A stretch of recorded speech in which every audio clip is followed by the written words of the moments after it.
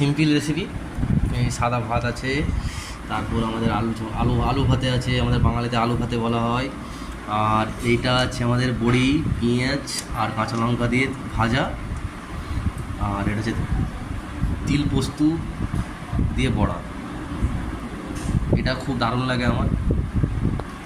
তো আজকে simple recipe, সাথে আচার আছে, এই যে আচার, ঠিক আছে, খুব টক, আচারটা খুবই টক।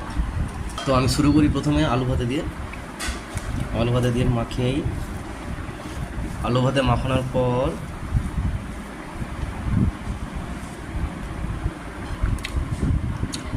খুব সুন্দর। আর একটু বড়ি ভাজা নিয়ে নিই।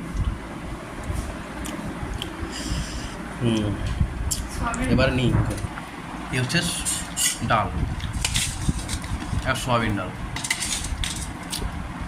তারপর দুপুর আইটেম এটাও নিয়ে নিই একটু।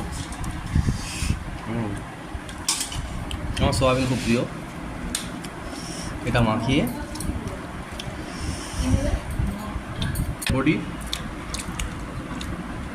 তিল বড়া, এটা টেস্ট করা যাক, দারুণ।